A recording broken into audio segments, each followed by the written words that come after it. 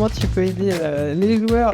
Souvent, ça c'est assez classique, hein, un joueur qui est très bon à l'entraînement et qui en match est un peu bloqué, pour pas dire beaucoup, qui joue beaucoup mieux à l'entraînement qu'en match. Ouais.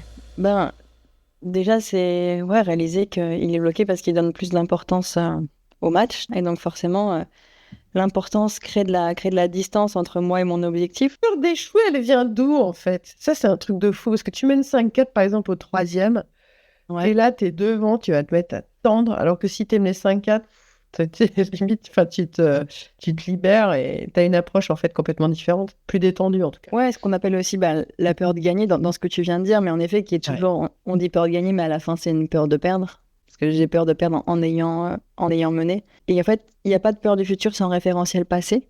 C'est marrant parce que là, j'avais une petite justement au téléphone. J'ai jamais eu une joueuse aussi petite qui me demandait des conseils, tu vois. Et elle me dit, ah, mais quand je mène 5-4 et puis je me tends. Je lui dis, ah, mais ça t'est déjà arrivé de mener et puis de te faire remonter? Elle m'a dit, ah oui, bah ça m'est arrivé il y a un an et du coup, depuis, j'ai trop peur, tu vois. Et en fait, parce qu'une fois j'ai mené, je me suis fait remonter, du coup, ça crée une peur dans le futur. Et donc, la peur de l'échec, elle vient du fait que dans le passé, j'ai eu un échec que j'ai mal vécu. Et donc, notre cerveau va l'enregistrer en mode, bah, ça, il faut absolument l'éviter, tu vois. Et donc, du coup, forcément, comme une prophétie autoréalisatrice, donc plus j'ai peur, plus je me tends, et plus je me tends, moins je joue bien, et plus j'augmente les chances de perdre. Et donc, c'est d'aller équilibrer justement cette perception du passé, et de voir tout ce que tu as appris, tout ce que tu as gagné. Comment faire pour que le stress, la tension, en fait, devienne, c'est un truc que j'ai travaillé, ça aussi, c'est quelque chose que j'ai travaillé, devienne ton meilleur ami, quoi, quelque chose de sympa, en fait, à vivre. Hmm. Faut pas Ouais, te dire, je suis sur le terrain, ah là, ça y est, j'ai la peur qui arrive, là, qui va m'envahir, quel enfer, t'as qu'une seule envie, c'est de partir et de ouais, t'arrêter, de te dire, mais non, en fait, cette sensation, elle arrive, et ouais. bah, génial, en fait, parce que je sais la gérer. Comment travailler ça?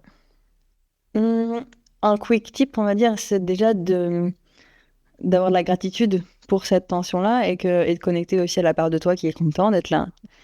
Ça, je l'ai aussi travaillé avec un joueur de foot qui était sur le banc et qui me disait, ah, mais j'ai trop peur de quand je joue d'un coup parce que je suis appelé, je le sais pas, le coach il me met sur le terrain et du coup j'ai pas eu le temps de me préparer. Du coup, comment faire face à cette pression, tu vois?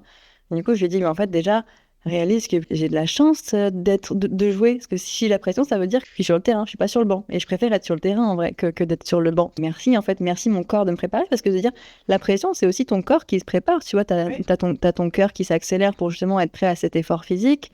Tu commences à transpirer un peu plus aussi pour que ton corps soit chaud, tu vois. Donc, c'est dire, tiens, merci mon corps de me préparer. Et j'ai la gratitude d'être là. Et si j'ai de la pression, tu sais, voilà, la pression, c'est aussi un privilège. J'ai de la chance, ça veut dire que je suis pas blessée, ça veut dire que je suis pas sur le banc. Et voilà, merci d'être là. Ça, c'est un truc qui aide rapidement.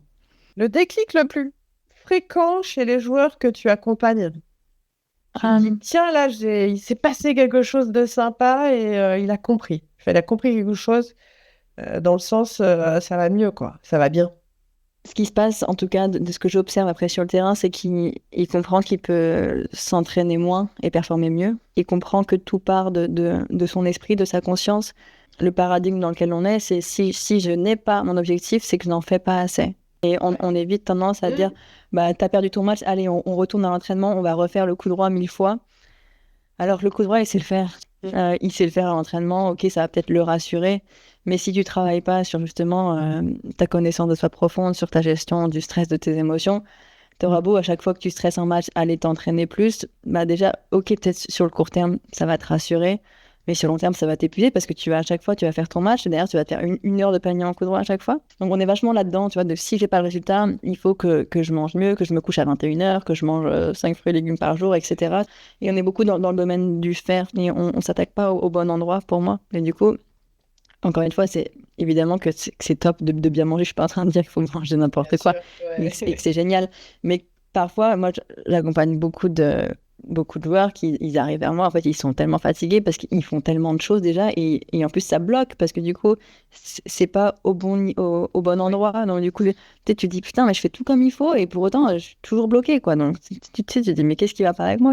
Une chose simple que tu peux te donner, un petit tips à faire un joueur avant un match. Une chose simple, c'est qui j'ai envie d'être aujourd'hui. C'est quoi ma priorité? De remettre de la conscience, tu vois, et d'avoir une intention claire. Euh, un conseil que tu peux donner à un joueur. te parler comme tu parlerais à ta meilleure amie sur le cours. Et un autre, concentre-toi sur qui tu as envie d'être et qui tu as envie de devenir. Et te rappeler aussi que tu as commencé ton sport pour prendre du plaisir, pour être heureux. Et souvent, on conditionne ce bonheur-là à l'atteinte d'un objectif à un moment donné, tu vois. Au début, tu commences parce que tu aimes ça et après, tu te dis, bah, je serai heureux quand j'aurai gagné ce tournoi-là, j'aurai de la valeur quand j'aurai tel classement. Et du coup, naturellement, tu te crées euh, ton malheur et tu crées ton manque de valeur parce que tu l'as conditionné. Parce que si je dis que quand je serai heureux, j'aurai plus de valeur, bah, je suis inconsciemment en train de dire, bah, aujourd'hui, je n'en ai pas. Ou en tout cas, j'en ai beaucoup moins. Du coup, c'est de se dire, bah, en fait, réaliser que tout ce que je veux l'avoir pour ressentir une certaine émotion. Je veux gagner Roland-Garros parce que j'ai envie de me sentir satisfait, sentir cette joie en moi, tu vois. Et la bonne nouvelle, c'est que toutes les émotions sont accessibles dès maintenant. Donc, connecte-toi à l'émotion que tu as conditionnée au résultat et autorise-toi à la ressentir dès maintenant. Et naturellement, c'est aussi ça qui permet de performer sans souffrir. C'est que tu es dans la joie, dans le plaisir dès maintenant. Et quand on est dans la joie, dans le plaisir, on a plus de chances d'accomplir nos objectifs et de jouer à notre plein potentiel. Une chose à arrêter absolument. Bah, le truc de base, c'est arrêter de se maltraiter, de se dévaloriser. Ouais. Moi, ce que je leur dis souvent, c'est, mais attends, si tu avais un coach qui te parle comme tu te parles dans ta tête, tu le virais direct, en fait. Donc, pourquoi tu te laisses te parler comme ça? Et souvent, ça crée un déclic de dire, ah ouais, c'est vrai, putain. Et parle-toi comme tu parlerais à ta meilleure amie, tu vois.